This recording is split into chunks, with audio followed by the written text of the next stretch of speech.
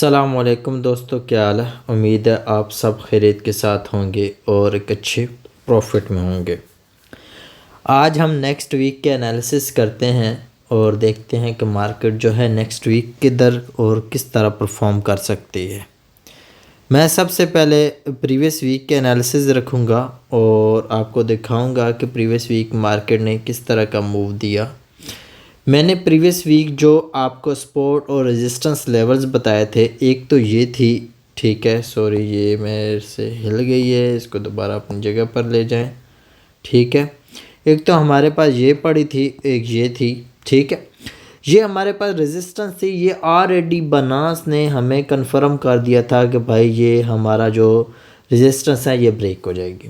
Reason क्या था, यहाँ पे एक की पॉइंट नोट कर लें कि यूएसडीटी का जो मालिक है, ठीक है, वो 51% गोल्ड बाय करने के चक्कर में लगा हुआ है। पूरी दुनिया का 51% गोल्ड जो है बाय करने के चक्कर में लगा हुआ है, जिसकी वजह से उसने अपने पैसे को गोल्ड में कन्वर्ट करना शुरू कर दिए, ठीक है। वो गोल्ड का बैंक बनाना चाहता है, सिंपल। तो बाइनेंस के ऊपर आप या मुख्तलिफ एक्सचेंजेस के ऊपर आप देखेंगे कि गोल्ड यूएसडीटी के साथ एक पेयर जो है वो पिछले महीने जो है वो जो है लिस्ट हुआ है, ये आप देखेंगे, ठीक है।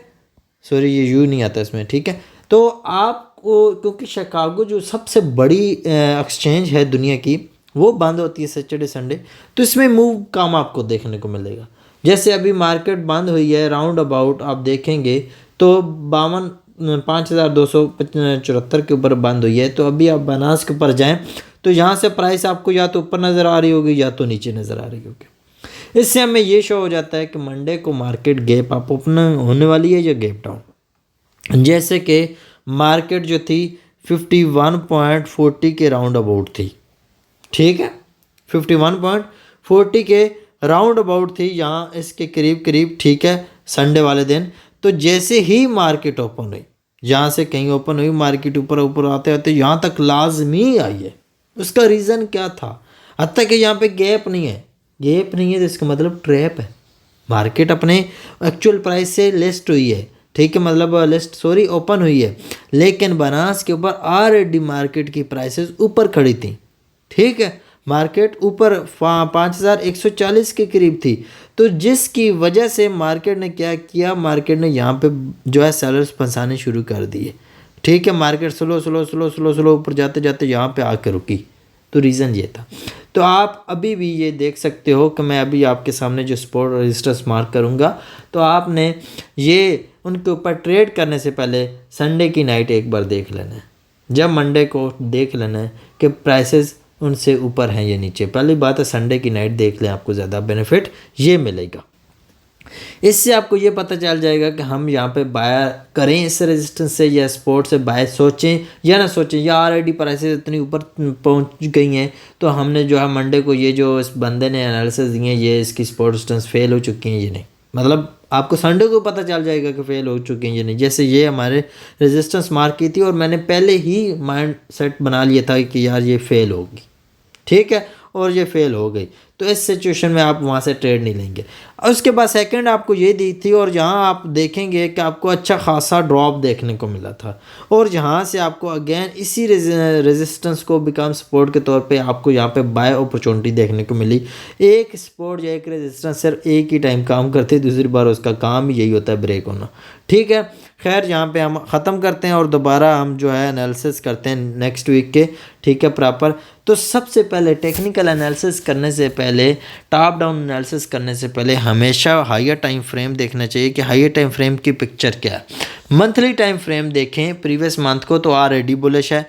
वीकली टाइम फ्रेम देखें तो वीकली कैंडल ने जो क्लोजिंग दी, अगर मैं यहाँ पे कैंडल को आइडेंटिफाई करूँ तो ये क्या शो करी, ये देखिए यहाँ पे मार्केट में सेलर्स आए लेकिन एकदम से एक लॉन्ग मूव आया ऊपर की तरफ, और देखिए बिल्कुल छोटी सी वेक, मतलब बायर्स बहुत ज़्यादा स्ट्रॉन्ग है इसके अंदर, ठीक है। एक हाई वॉल्यूम कैंडल है ये, ठीक है, एक अच्छी मतलब बायर्स की स्ट्रॉन्ग मोमेंटम वाली कैंडल है। तो हमें ये पता चल गया कि भाई हमारे पास जो इस टाइम ब्यास है वो क्लियर है बुलिश, ठीक है।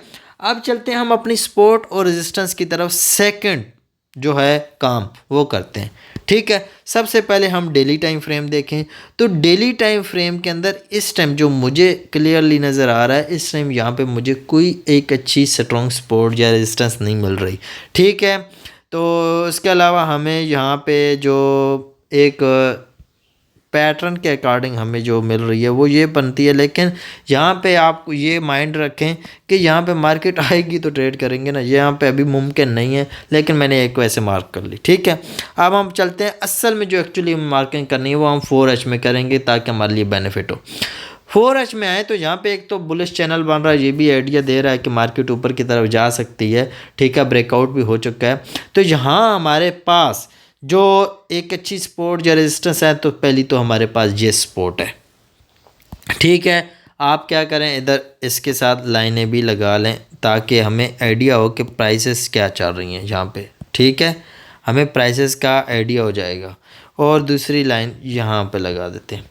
ठीक है, सेकंड हमारे पास यहाँ पे जो सपोर्ट है वो यहाँ पे इस टाइम करंट कोई भी नहीं है। ठीक है, और बहुत नीचे एक पड़ी हुई है, मतलब हमारे पास एक ही मज़े की सपोर्ट थी जो टॉप पे हमने मार्क कर ली। ठीक है, उसके बाद हमारे पास जो सपोर्ट पड़ी है, ठीक है, वो यहाँ पे पड़ी है। तो मतलब सपोर्ट और जहाँ पे हमारे पास जो मौजूदा सपोर्ट्स हैं वो काफ़ी बड़े लेवल पे पड़ी हैं। एक बहुत नीचे पड़ी है, एक हमारे पास यहाँ पे करंट पड़ी हुई है।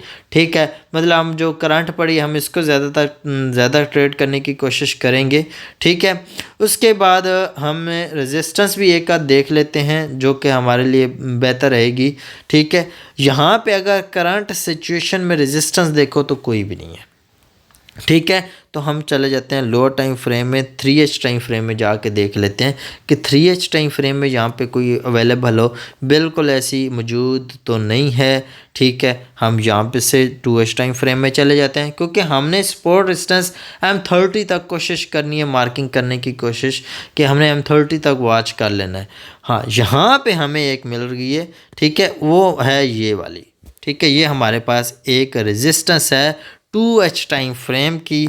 ठीक है, हमने ये भी मार्क कर लेनी है ताकि हम मार्केट जहाँ पे आए तो हम जो है वो ट्रेड वॉच कर सकें। उसके बाद हम जो है 1H में भी चले जाते हैं, 1H में भी देख लेते हैं कि शायद 1H में कोई हमारे पास जहाँ पे सपोर्ट या रेजिस्टेंस मौजूद हो। ठीक है, 1H में आ गए। अच्छा, 1H में भी ये तकरीबन सेम ही रेजिस्टेंस थी। ठीक है, 1H में और कोई हमारे पास जहाँ पे रेजिस्टेंस लेवल नहीं है। अच्छा, ये एक रेजिस्टेंस लेवल ऑलरेडी था जो कि ट्रेड हो चुका है। हम थोड़ा इसको देख लेते हैं, ये फेल हुआ था या पास हुआ था, क्योंकि वैसे तो मैंने आपको दिखाया है उसमें कि ये पास ही हुआ था, लेकिन हम अगेन देख लेते हैं। बिल्कुल, ये बिल्कुल काम कर गया था इससे। अच्छा, ये तो मार्केट का जो है बेढंगी कैंडल बनी, ओपनिंग हालत हुई ना, अदरवाइज मार्केट की क्लोजिंग तो इस प्राइसेस से थी। तो अगर उस हिसाब से देखा जाए तो मार्केट ने एक अच्छा खासा तकरीबन कह सकते हो कि 1000 पिप्स या इससे अबव का जो है यहाँ से ड्रॉप देखने को मिला। फिर जब ये अगेन काम की है, फिर अगेन ब्रेक होने के साथ रिटेस्ट पे काम की है, मतलब ये एक स्ट्रॉन्ग जो है हमारे लिए रेजिस्टेंस रही है। हम इसको डिलीट कर देंगे क्योंकि हमारे अब ये किसी काम के नहीं है। जब एक रेजिस्टेंस या एक सपोर्ट एक बार काम करके और उसके अगेंस्ट भी काम कर चुके हो तो बस वो अनफ होती है। इससे ज़्यादा आप उसे इतना डेप्थ में ना ज़्यादा देखा करें, क्योंकि उसमें आपको लॉसेस होने के चांसेस होंगे। और जिस तरह मार्केट दिन ब दिन फास्ट हो रही है तो ऐसी सिचुएशन में आपको ज़्यादा चांसेस हैं कि आप बहुत ज़्यादा लॉस करो। ठीक है, हम 30 में जाते हैं। हम 30 में जाके देखते हैं कि हमारे पास कोई एक अच्छी सपोर्ट या रेजिस्टेंस मौजूद है इस लेवल पे। बिल्कुल यहाँ पर तो नहीं मौजूद। ठीक है, और पीछे से तो हम ऑलरेडी मार्किंग कर चुके हैं, तो मुझे नहीं उम्मीद कि यहाँ पे कोई हमारे पास अवेलेबल हो। बिल्कुल इसी तरह यहाँ पे कोई अवेलेबल नहीं है। ठीक है, ये तो बात डन हो गई है कि हम यहाँ पे और मार्किंग नहीं करने वाले। जो हमारे पास चीज़ें अवेलेबल हैं हम उन्हीं का यूज़ करके अब हम ट्रेड करेंगे। हम दोबारा चलते हैं 4H टाइम फ्रेम में, और 4H टाइम फ्रेम में यहाँ पे हमारे पास जो फर्स्ट सपोर्ट है, ठीक है, वो हमारे पास 5176 से लेकर 5168 तक है। इतना बड़ा सपोर्ट जोन नहीं है। 5176 से लेकर 5168 तक है। मैंने यूट्यूब की अपने चैनल के ऊपर काफ़ी हद तक एंट्री के हवाले से ट्रेड जो है वो वीडियोस दी हुई हैं, आप उनका यूज़ करके भी यहाँ पे इस एरिया से बाय कर सकते हो। अदरवाइज़ डायरेक्ट आप ट्रेड करना चाहो तो आप कर सकते हो, मेरी तरफ से अलाउ है। लेकिन एक चीज़ याद रखें कि जब भी कोई सपोर्ट या रेजिस्टेंस टूटती है तो वो टूटती विक के साथ नहीं है बल्कि बॉडी के साथ है। जब कोई बॉडी नीचे क्लोज हो गई तो सपोर्ट टूट जाती है, जब कोई ऊपर बॉडी क्लोज हो जाती है तो रेजिस्टेंस ब्रेक हो जाती है।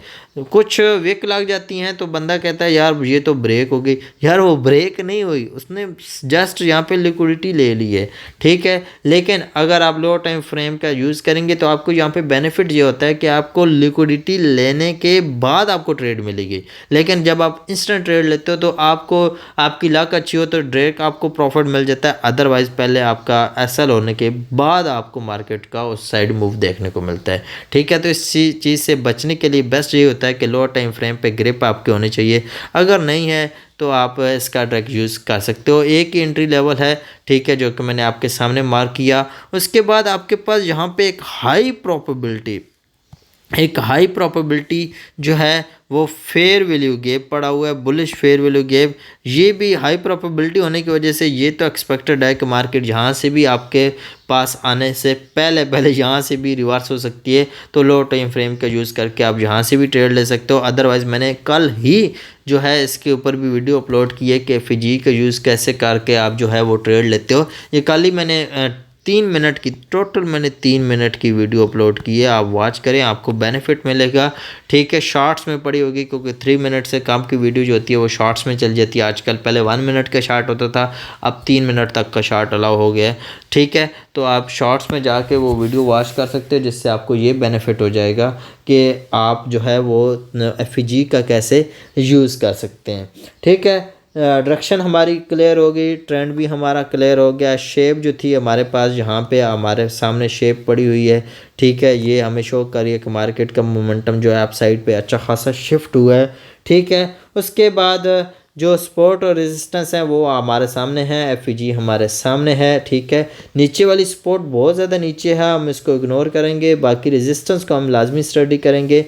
ये रेजिस्टेंस जो हमारे पास पड़ी है ये हाई प्रोबेबिलिटी है, अनटच पड़ी है, ठीक है। 5451 से लेकर 5438 तक है, ठीक है। ये एक बेस्ट आपके पास रेजिस्टेंस का लेवल बनेगा। मैंने पिछले वीक भी जो एनालिसिस दी उनमें भी जो है मार्केट जो एक ही सपोर्ट और एक ही रेजिस्टेंस के अंदर पूरा वीक घूमती रही और फ्राइडे को आके उसने ब्रेक किया, ठीक है। फ्राइडे को वो भी शाम को आके ब्रेक किया है, मतलब पूरा वीक आपको एक ही लेवल्स के अंदर बार बार मार्केट मूव देती रही, ठीक है। तो अभी भी मैं आपके सामने जो H4 के अकॉर्डिंग करंट प्राइस से ऊपर और करंट प्राइस से नीचे जो मैंने आपको सपोर्ट और रेजिस्टेंस मार्क करके दिए हैं, ये मैं समझता हूँ ये हाई प्रोबेबिलिटी हैं और इनसे आपको काफ़ी हद तक अच्छी ट्रेड देखने को मिल सकती है। तो आपने इनका यूज़ करके अपनी जो है ट्रेड एंट्री प्लान करनी है ताकि आपको जो है एक बेस्ट एंट्री अफोर्ड कर सकें, ठीक है, और ले सकें।